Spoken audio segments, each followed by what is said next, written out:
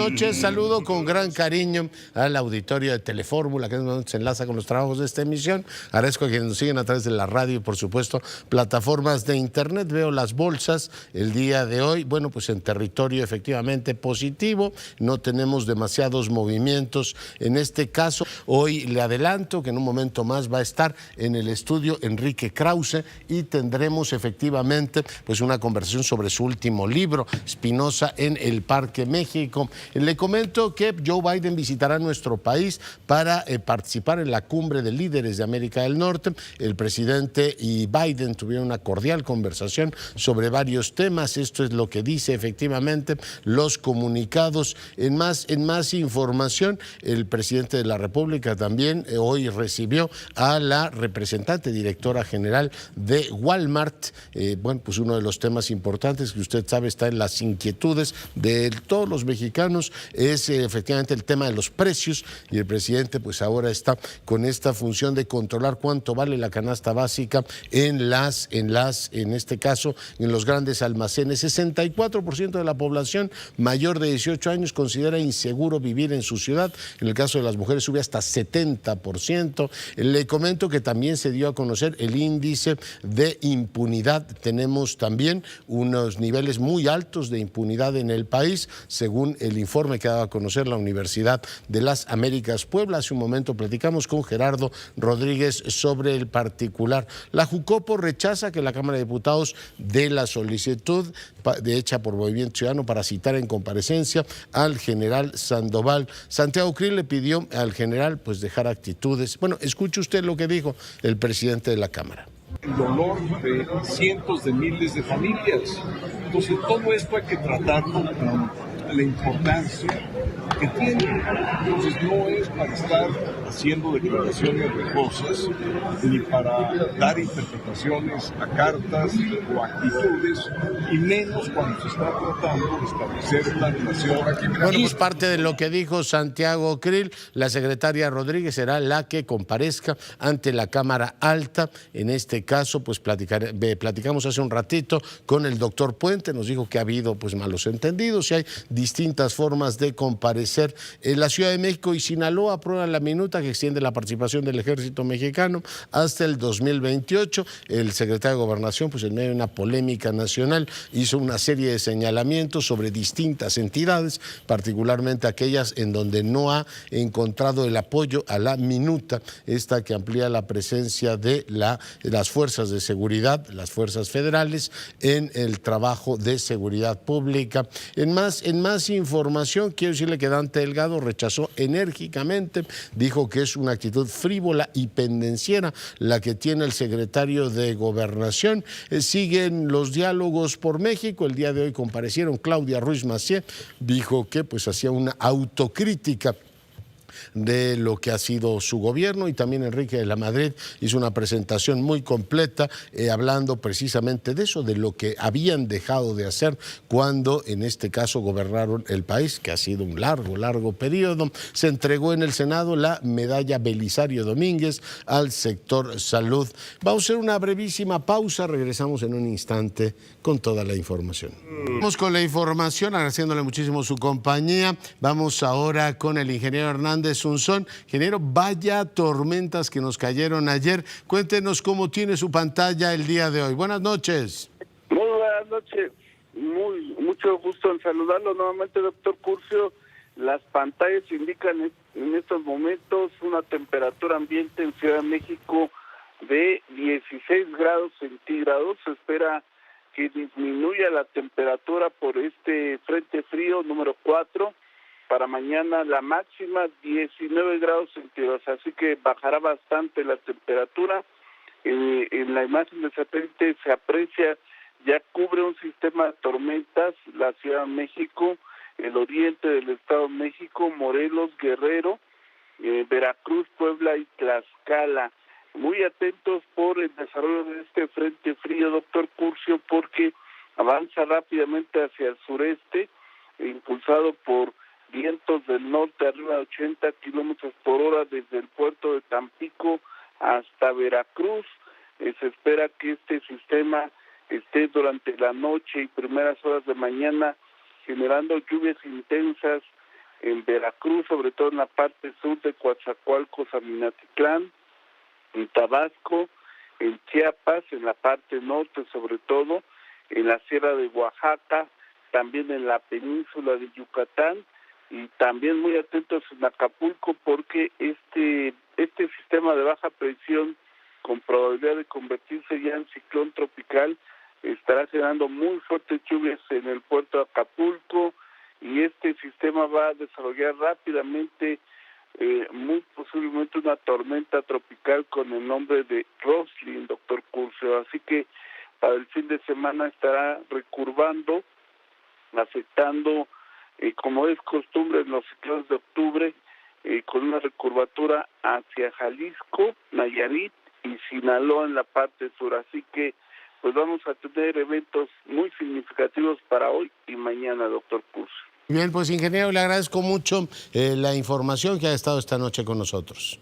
Gracias, doctor Curcio. Buenas noches. Bueno, y seguimos con la información. En un instante, Enrique Krause en el estudio conversará con usted. Maru Rojas, voy contigo. Adelante. Pues hoy una larga junta de coordinación política en la que el coordinador de los diputados de Morena y presidente de la Jucopo aquí en San Lázaro salió a cambiar toda la agenda que teníamos en el Palacio Legislativo de San Lázaro. Él había dicho cuando estuvo aquí el secretario de Gobernación que con la ayuda de los priistas íbamos a tener la aprobación de la ley de ingresos en la sesión de hoy y mañana, hoy en comisiones, mañana en el Pleno, y el jueves iba a estar dedicado todo el día a una reforma electoral que nadie conoce. La oposición insistía, no podemos votar lo que no sabemos que exista.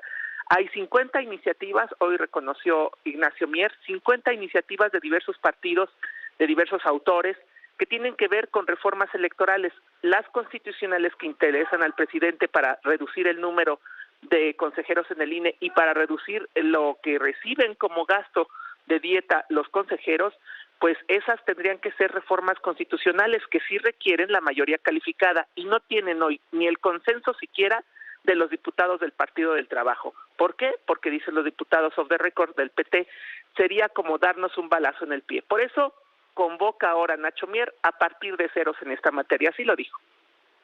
Una ruta a la Junta de Coordinación Política, los coordinadores, para que en esta misma semana se empiece a trabajar de manera conjunta, sin dictamen, sin anteproyecto.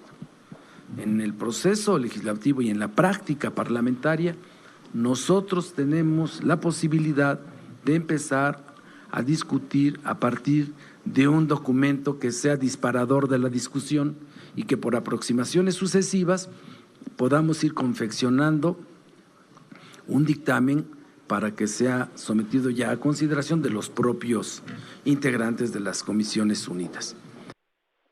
No hay dictamen, doctor, pero sobre todo y lo más grave, no hay consensos. Hoy en esta Junta de Coordinación Política llamó fuerte la atención a los de Movimiento Ciudadano que hicieron ruido con una reunión que no corresponde a la Cámara de Diputados, citar a comparecer a un secretario de la Defensa. Iba a ser una reunión de trabajo de la cual el secretario de la Defensa estaba dispuesto a que fuera en sus oficinas, pero al decir que una comparecencia, lo cual era erróneo, pues se echó abajo. Ya nos tocó, Maru, ayer toda la bronca esa. Lo que creo que sí, los legisladores, incluso de su mayoría, habrán considerado. Ayer conversábamos con él, le decía, coordinador, sería el único congreso que se amputaría el brazo derecho, que es la facultad de nombrar a los consejeros del INE, para hacerle un favor al Ejecutivo y que los nombre él directamente. Me parecería incomprensible que procesaran eso, aun cuando se los pida Palacio Nacional. Pero ya veremos cómo tramitan efectivamente esa propuesta de una reforma electoral que tiene esta fase constitucional y las leyes secundarias. Para eso tienen mayoría absoluta, por tanto, esas las podrán efectivamente aprobar. Hay que ver si el PRI y esta mayoría no legítima con la que han aprobado en este caso, los transitorios, los acompaña en eso. Pero parece todavía muy empedrado el camino. Maru, muchas gracias. Buenas noches, doctor. Bueno, y en estos días me he dedicado a una tarea fantástica, a leer este libro. Ya le adelantaba parte de la reflexión que comparte con usted Enrique Krause. El título es Espinosa en el Parque México. Hoy lo tengo aquí. Enrique, qué gusto verte. Encantado de estar contigo, Leonardo. Veo con tantas marquitas y eres un héroe de la lectura, ¿eh? No, eso es un truco para impresionar al autor. Oye, bueno. tengo aquí el balance de tu alma. Este es el balance de tu alma. Es un balance provisional de una vida intelectual hecho a los 75 años. Es una forma, por supuesto, de entregarnos una reflexión muy amplia. Yo siempre he tenido la impresión, leyendo tu obra, sabes que he leído buena parte de la misma, que eres un gran, que has estudiado con ahínco y con maestría la historia de México, un poco por huir o eludir esta dimensión judía que hoy explicas claramente en el libro. No, en realidad nunca fue huir de ella ni eludirla.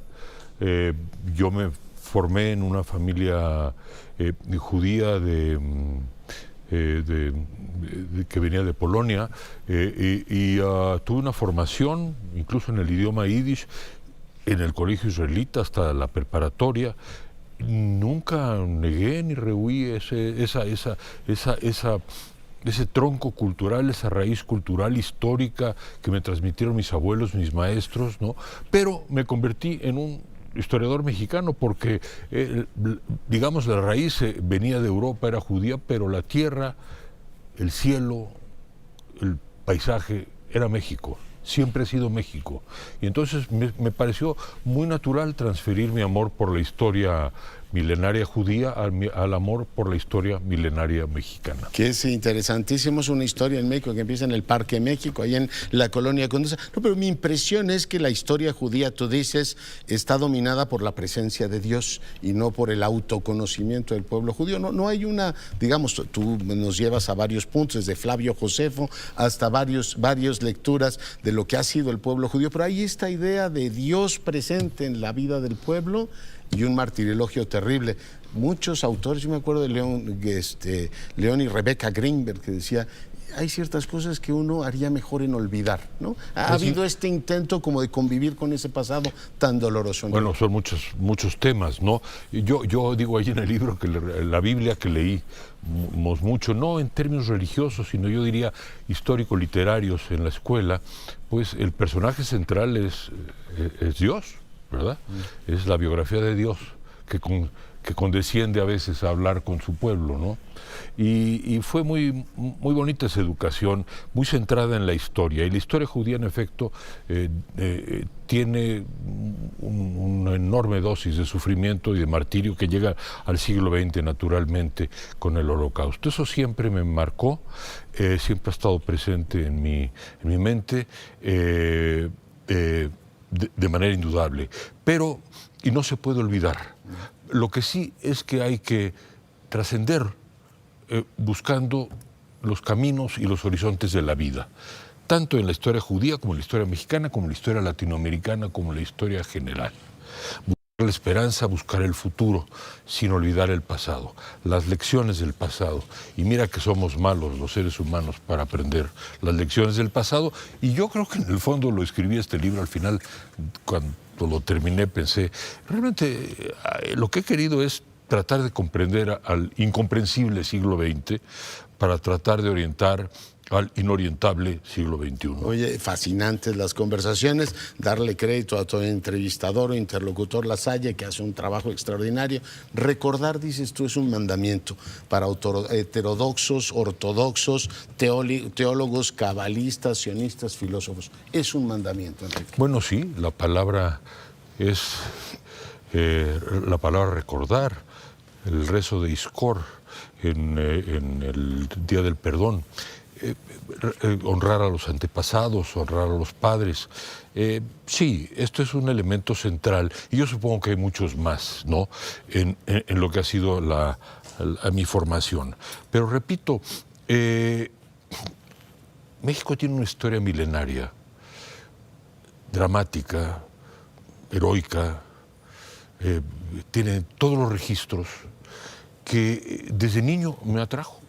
Me atrajo de una manera irresistible. ¿Qué una forma de pertenecer a este país? Eso es la palabra central para mí en los primeros capítulos del libro. Yo lo que quería era, yo me sentía mexicano, pero quería verdaderamente pertenecer.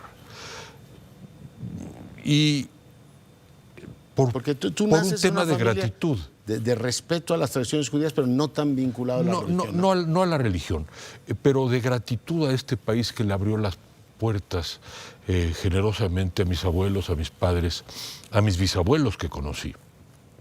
Entonces supongo que en esto hay un elemento de gratitud, pero también de fascinación.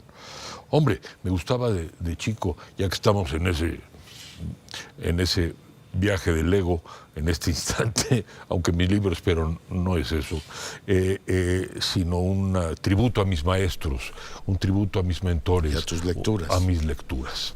A mis maestros vivos y a mis maestros que fallecieron y a mis maestros que son los libros. Pero en fin, yo de niño y de joven me gustaba recorrer el centro histórico. Es casi un lugar teológico, ¿verdad? Como decía Alejandro Rossi de Jerusalén, un lugar teológico. Y México, la Ciudad de México, el centro de México también lo es. Sí, lo es. Entonces, había muchos paralelos, Leonardo, ¿no? La transferencia fue muy sencilla. Y yo, pues, me entregué a esa primera gran pasión que ha seguido, a ese primer gran amor que ha seguido siempre, que es la historia de México. Oye, hoy fui a nadar siguiendo el consejo que te da Said. Yo a Said no lo he visto nunca en mi vida, lo he leído 1000 veces. Lo compartes eso con todo el mundo, pero está presente en la conversación intelectual de México por más de medio siglo. Es impresionante. Desde los 60, este grandísimo escritor mexicano. Está él, por supuesto, están tus profesores. Tú recuerdas a Paz, que ha sido una figura tutelar, Cosío Villegas. Mucho, Cosío Villegas, claro. Por supuesto lo recuerdas, pero sí me impresiona el papel que juega Said a lo largo de toda tu trayectoria intelectual, Enrique. Bueno, ¿te acuerdas cómo empiezan las meditaciones de Marco Aurelio, no? Con una larga, tú que eres un buen lector de los clásicos, con una larga relación de gratitud a sus maestros, a sus mentores, ¿no? Bueno, toda proporción guardada, pero en la buena tradición estoica hay que darle gracias a los maestros y vaya que estos que mencionas son centrales y Said lo sigue siendo, no solo para mí, para todos sus afortunados lectores. Un montón de descubrimientos. Yo la verdad es que lo he leído de manera dispersa, pero ciertamente ahora veo... Lo cubre todo, ¿no? Lo cubre todo. Es decir, es por ejemplo, poeta, es humanista, es literato, es economista, tiene ideas prácticas, es crítico del poder, es crítico de la cultura. Desde el casco Kafka... Y es poeta. Es poeta, además, sí. Desde el casco Kafka hasta el tema de la dimensión jesuítica de las guerrillas latinoamericanas. Eso es fascinante. No, es un escritor, digamos, es un clásico vivo. Oye, Spinoza está presente, empecemos por él. Ese es el gran clásico. Ese es el gran centro y es el origen. Un Spinoza que es el lamento de Sefarad, que está así como muy presente en todas partes. El español, ¿no? La salida de ¿Sabes España. que era su idioma materno el español, verdad? Se perdió una refutación que la escribió en lengua española, ¿no? Sí, y fíjate que en su biblioteca, que se reconstruyó, pero cuando murió se tomó buena cuenta de nota de los libros, había muchísimos libros en español y de los clásicos españoles. Hasta Garcilaso leía, ¿no? Garcilaso, Quevedo, mucho Quevedo, Gracián, Lope de Vega, Cervantes no se diga, Saavedra Fajardo, en fin, estaba muy al tanto de la vida española. A 150 años de la expulsión, más de su familia de España, seguía con esa liga de España. Pero Spinoza fue mucho más que eso, ¿no? Fue un excomulgado de la comunidad judía que no se incorporó a ninguna otra fe ni a alguna otra comunidad, y más bien se incorporó y casi inventó la fraternidad universal, la comunidad universal basada en la tolerancia y la libertad de creencia. La separación de lo sagrado y lo profano y la libertad de pensar y la tolerancia. No me cabe duda de que allí él es uno de los fundadores. No soy yo el único que lo dice, por supuesto, lo han dicho los grandes expertos en Spinoza desde hace mucho tiempo, un fundador del liberalismo esencial en ese sentido, ¿no? En ese sentido. No del liberalismo económico. ¿No? La Salle que estudia Locke no te reconoce esa parte. Yo nunca había visto esa dimensión. Bueno, ustedes los geómetras, las discusiones a las maneras de los geómetras sí dan como muchas ideas nuevas, Enrique. Es que La Salle, el el querido amigo con el que armamos estas conversaciones, es un especialista en Locke. Locke escribió su Tratado de Tolerancia, que es importantísimo en la tradición liberal, a fines del siglo XVII, pero había vivido en Holanda y seguramente leyó los tratados de Spinoza. Sí, seguramente. Oye, ese documento que está perdido está en lengua española, sí. Pero bueno, tú hablas efectivamente del ladín o la forma en que se hablaba el español en el 16 sigue vivo de mil maneras. Pero una cosa que me impresionó con profundo dolor, porque yo nací en la colonia Condesa y estaba muy acostumbrado a oír el yiddish. El yiddish es como la gran pérdida de este siglo, ¿no? Mira, el yiddish se habla todavía un poco en Nueva York, en Israel, pero el yiddish fue la víctima cultural del nazismo y del estalinismo. Del nazismo porque quienes murieron, los 6 millones de judíos muertos asesinados, exterminados, buena parte de ellos, en la Segunda Guerra Mundial, pues muchos de ellos, los de Europa del Este, hablaban el yiddish. Pero luego también los hablantes del yiddish vivían en Rusia. Y aunque Lenin al principio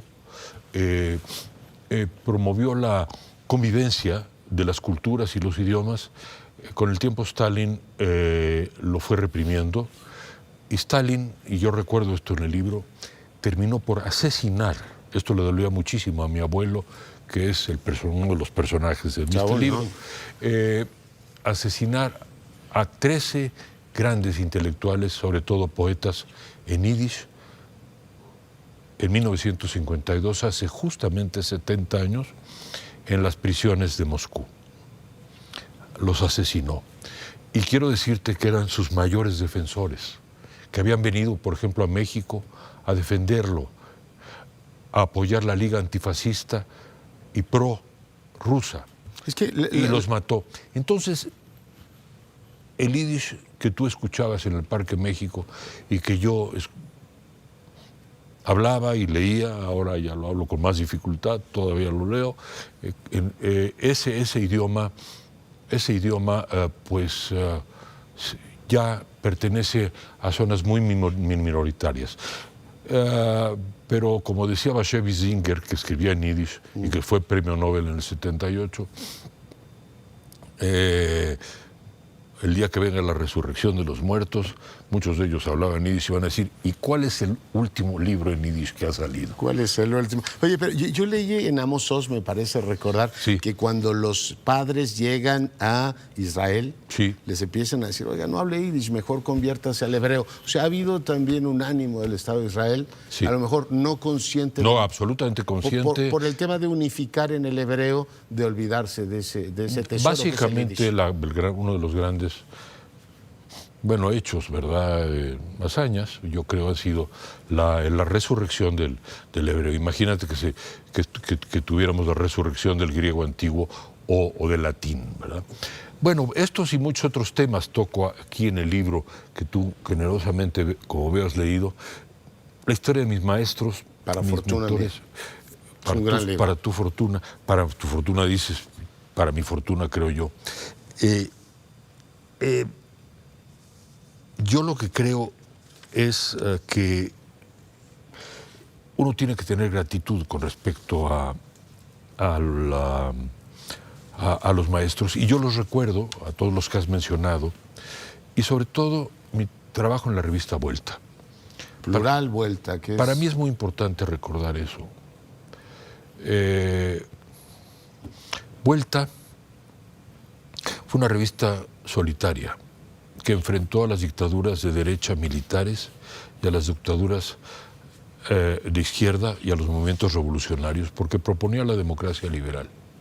Quienes sobre todo lo propusieron en ese momento fueron Said y Octavio Paz. Yo llegué mucho después, en los años 80. Tú venías de Plural y llegas a Vuelta. Y eso fue una labor extraordinaria que la historia ha reivindicado, porque muchos de nuestros adversarios de entonces o críticos de entonces, con quienes polemizaron, ahora han valorado la democracia. Te voy a poner un ejemplo.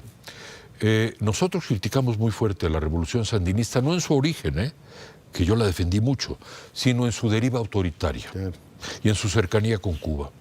Y entonces, tanto Gabriel Said como Octavio Paz propusieron la democracia para Nicaragua, lo cual les costó el linchamiento general.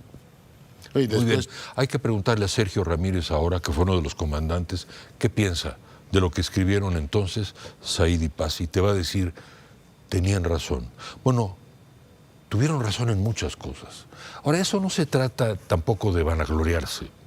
Se trata simplemente de recordar que la bandera de la democracia y de la libertad fue vigente entonces, es vigente ahora y seguirá siendo. La modesta utopía que tú decías finalmente, que yo no me acordaba que se la habías dedicado a León, a quien le mandamos un gran saludo. Pero esta idea finalmente que es la democracia sin adjetivos o la democracia liberal, pero la actitud de pensar fue muy criticada en su momento envuelta porque había como que estar del lado ¿Te refieres a la democracia sin adjetivos? Sí, a la democracia sin Mi libro adjetivos. termina cuando escribo ese ensayo. Y bueno, fue muy criticada por la izquierda, por un sector de la izquierda, no toda, ¿eh? Eberto Castillo le gustó mucho la idea, por ejemplo, y a su Gili grupo. también.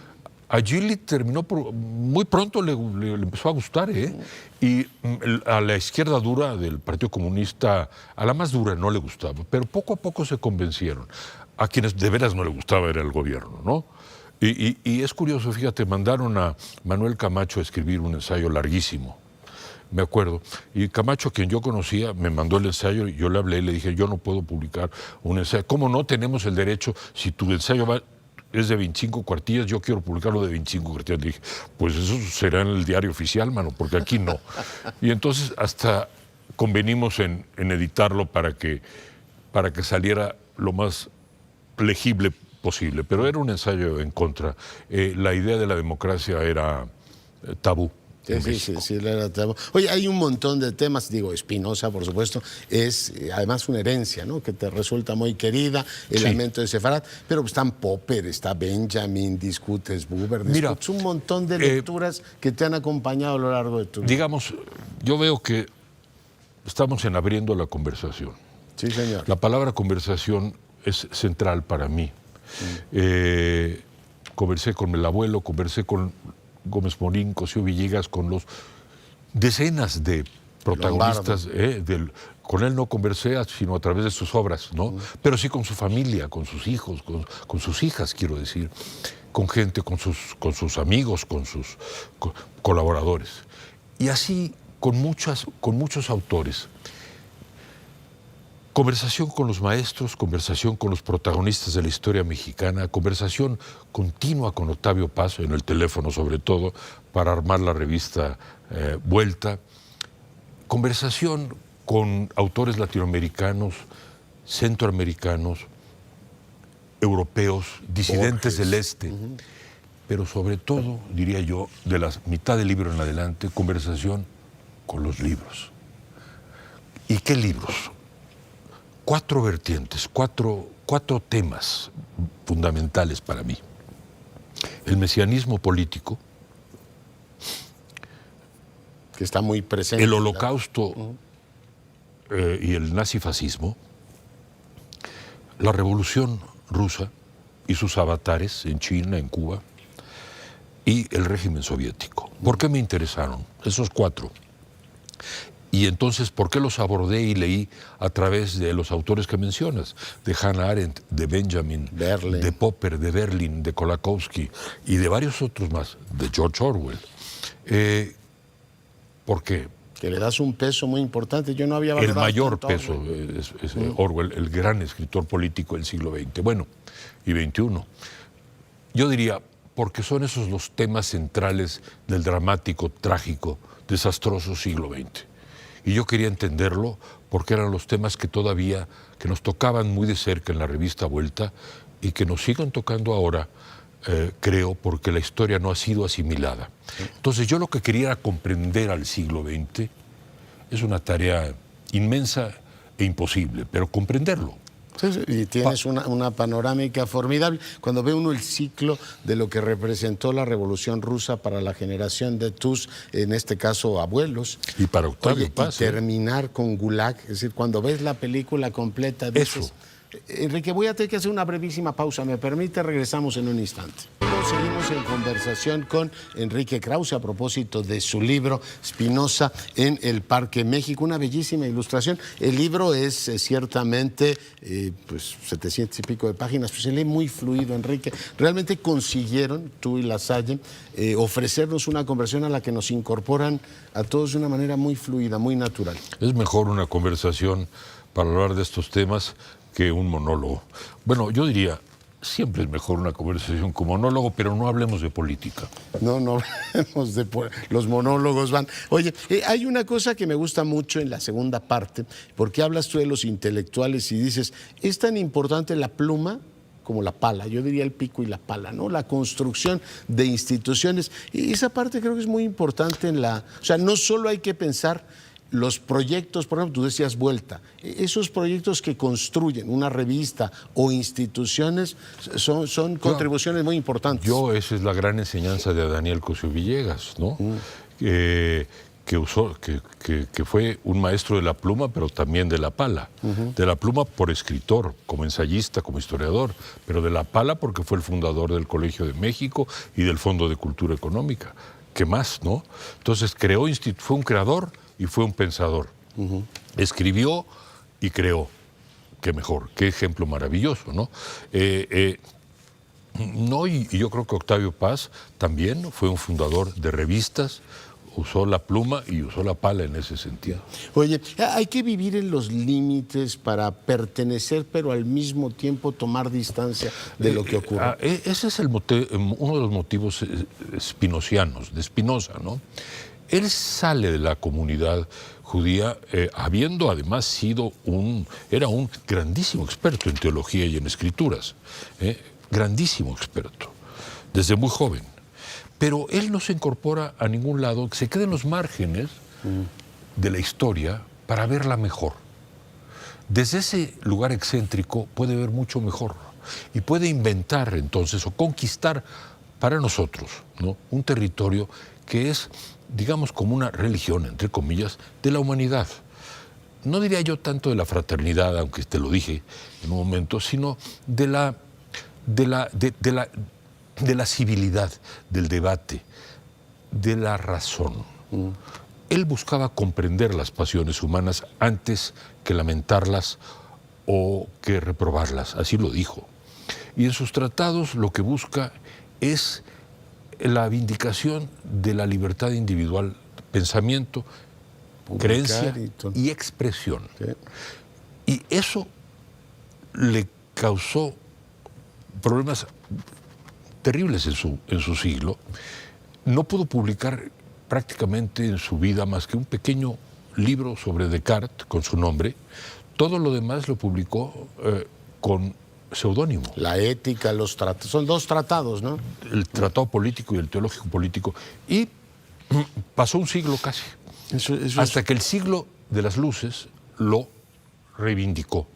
Pero luego también los románticos en el 19 lo reivindicaron. Y luego lo reivindicaron todos, los liberales como Heine o Marx. ¿Qué papel juega Heine? Heine juega un papel porque es como el San Pablo, digo yo ahí, de Spinoza. Pero Marx se leyó a Spinoza a fondo. Sí. Pasó un año estudiando Spinoza. Y la filosofía natural de Spinoza tiene una impronta muy grande en Marx, ¿no? Y la influencia sigue hasta el siglo XX y yo creo que, y hasta ahora, y en este momento que estamos viviendo, en donde hay intolerancia por motivos de género, de raza, de sexo, de creencia, de religión, síguele la lista, ¿no? Sí. La polarización absoluta, las excomuniones en las redes sociales, todos se acusan de herejía unos a otros. Qué mejor que volver a Spinoza, que lo que hizo fue salir de ese ruido y de ese concierto, más bien de ese desconcierto del odio, a inventar un sistema, la ética y el tratado de concordia sobre la base de la razón y la comprensión. ¿Y tu abuelo lo intuía a Spinoza o lo estudió? Yo diría que lo intuía y lo conocía en sus cosas más elementales, aunque tenía sus libros, ¿no? Pero me predicaba, y le predicaba a sus viejos amigos ahí en el Parque México, la ética según Spinoza.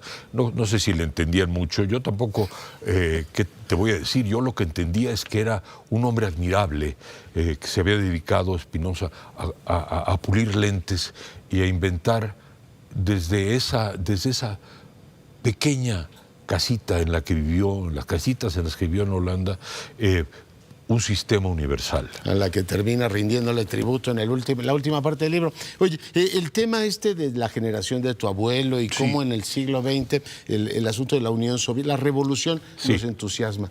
Yo me acuerdo hace muchos años, Enrique, leí un libro de Lili Marcó, una escritora rumana, judía rumana, decía, después de haber visto el Holocausto necesariamente teníamos que creer en el comunismo. O sea, la idea del socialismo como gran promesa liberadora. Es muy importante tu pregunta. Mira, todos eran mis abuelos partidarios de la Revolución Rusa. ¿Y cómo no serlo? Prometía la emancipación universal. Luego tuvieron que cerrar los ojos ante las barbaridades de Stalin, porque quizá no las conocían, no eran muy conocidas, Leonardo, pero también porque Stalin fue el enemigo de Hitler, aunque pactó con él en una etapa. Qué confusión, ¿no? O sea que a Stalin la historia y al stalinismo la historia le dio un margen de acción, una tregua, ¿no? Sí, claro. Es decir, vamos a hacernos de la vista gorda, vamos a decir, a los procesos, a la hambruna de Ucrania, ¿no? En 1932-33. Entonces, como que Stalin navegó en la historia del siglo XX hasta después de la Guerra Mundial. Porque era la gran promesa, ¿no? Pero entonces empiezan a abrir los ojos. Le pasó a mi abuelo. Comenzó a enterarse de lo que pasaba adentro. Olvídate ya de los judíos, de lo que pasaba con los propios rusos, que era, bueno, el sacrificio de millones de personas en el Gulag. Entonces... Costó mucho reconocer esa realidad. Pues mira, cuando Octavio Paz un negacionismo fuerte. Propagó esa verdad con dolor, porque le dolía haber sido cómplice, así se sentía él, de este experimento generoso que terminó, decía él, en una pira humana. En los 70 se escribió sobre Solzhenitsyn poemas, además, ensayos y poemas muy dolorosos, de culpabilidad, de pecado, de expiación. Sí, sí. Lo tildaron de reaccionario. Sí, sí, me acuerdo. Y ese San Benito, valga la expresión, lo cargó Octavio y lo cargó la revista Vuelta por muchísimo tiempo. Lo cierto es que nosotros cubrimos de una manera crítica continua a las dictaduras militares de América del Sur. No distinguíamos entre dictaduras. Para nosotros las dictaduras eran las dictaduras. Por eso no tuvimos una doble moral. En cambio, quienes nos criticaban sí incurrían en la doble moral. Lamentaban los crímenes de Pinochet, pero se hacían de la vista gorda con los crímenes de Castro. No era nuestro caso. Y es que tejes muy bien ahí, digamos, cómo va desarrollándose la visión independiente, el peso de Popper, etcétera. Pero lo que me gusta mucho es cómo retomas a Weber, ¿no? Diciendo, a ver, Max Weber fue un gran... El tema de la responsabilidad y el tema de la ética y la responsabilidad y la convicción es cuando yo me desentiendo de los medios que utilizo porque digo que mi fin sigue siendo edificante, ya se jorobó la historia, Enrique. Has dicho una verdad de oro que está en Max Weber en una conferencia en 1919. Weber es uno de los autores con los que tengo esa conversación, digamos, con Lasalle y él y yo conversando con los clásicos. Weber decía, un político tiene que actuar conforme a la ética de la responsabilidad.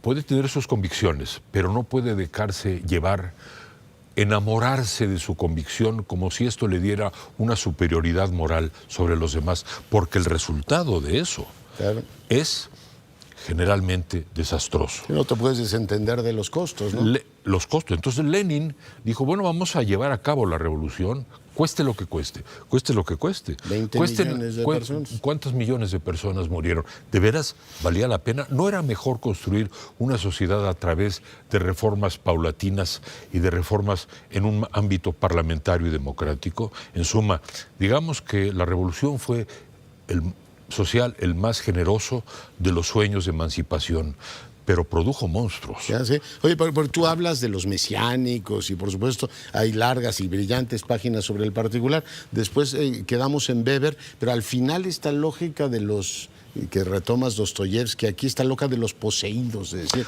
yo finalmente retomo eso y creo que mi idea vale la pena imponerla, cueste, Enrique, lo que cueste. Bueno, mira, si le preguntaban a Stalin por qué está llevando a cabo conscientemente la hambruna en Ucrania, que es un antecedente directo de lo que está pasando, él seguramente pensaba, porque estoy defendiendo la revolución. Claro. Entonces, en el altar de la idea abstracta de la revolución, puedo hacer que redimiría la historia, sacrifican 3 millones de personas concretas. Un liberal tiene que pensar siempre en no sacrificar en el altar de las ideas abstractas a las personas concretas. Y una cosa que es de una belleza, pero además de una dureza inefable, es que no hablamos de fuerzas de la historia, sino de personas. Finalmente, detrás de todo esto, hay personas de carne y hueso. También hay fuerzas, también hay procesos. Indudablemente, Marx tenía razón en una medida importante. Los procesos económicos son fundamentales en la historia. Pero las personas cuentan para bien y muchas veces los líderes, hablo, sobre todo para mal. Si son líderes que se guían por la convicción, para mal. Si son líderes por la convicción ciega, ¿no? Si se guían por... te lleva a justificar cualquier Y la responsabilidad es simplemente cuáles van a ser los resultados de las acciones que tomo. Hay que buscar el menor daño y el mayor bien. Modestamente, fragmentariamente. Por eso Karl Popper fue tan importante.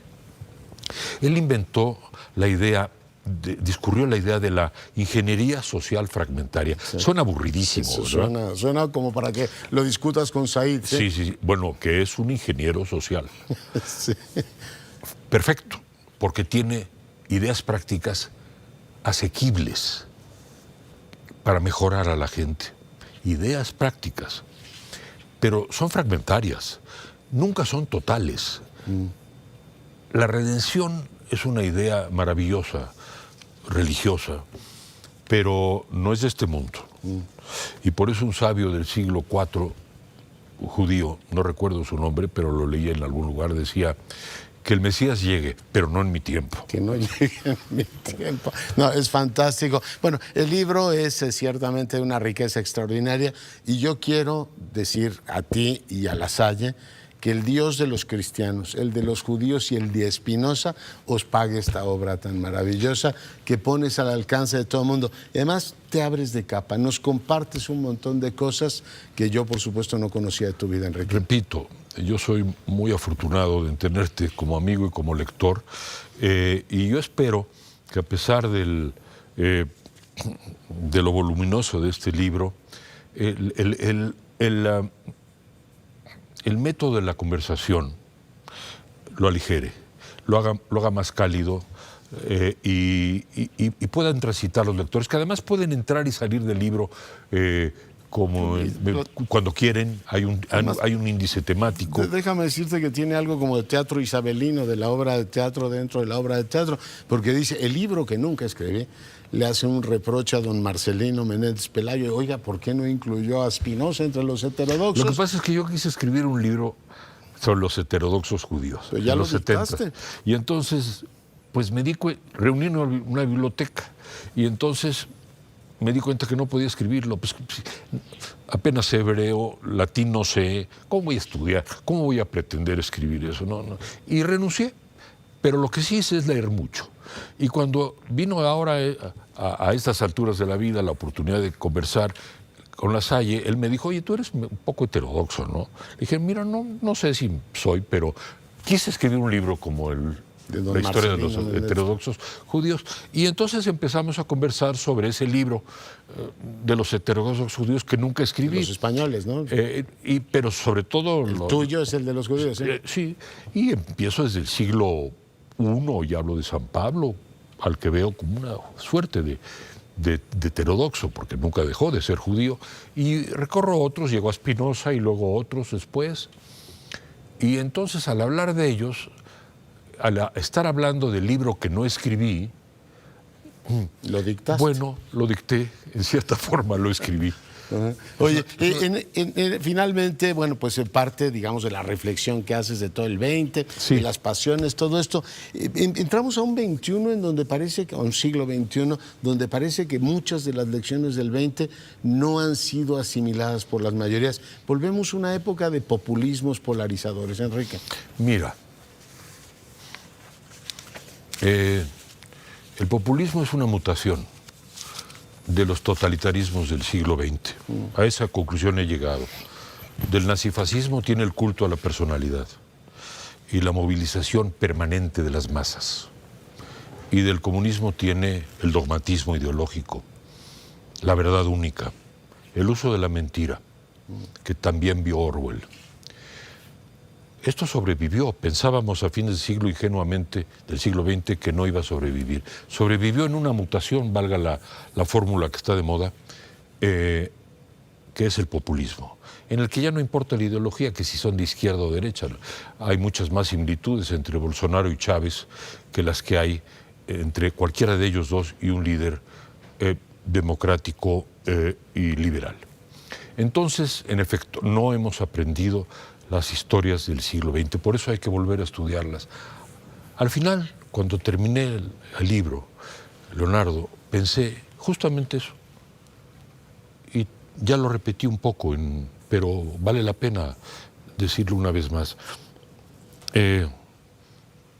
Porque como decía André Gide, ya se dijo, pero como se olvida hay que repetirlo de nuevo. Yo mismo lo estoy repitiendo aquí. Hay que estudiar al siglo XX, y esto es lo que me he propuesto hacer de una manera amena, para extraer de ahí ciertos elementos para orientar a este tan confuso siglo XXI en el que estamos. Y nos has invitado no solo a leerte, sino a tu casa realmente, porque esas conversaciones son de una intimidad extraordinaria. Enrique, placer tenerte con nosotros. El placer es todo mío. Gracias, Leonardo. Gracias. Bueno, pues con esto nos vamos. Enrique Krause hoy en el estudio con su Spinoza en el Parque México. Créame, es una lectura que vale muchísimo la pena. Cuídese y sea rabiosamente feliz. Se lo merece.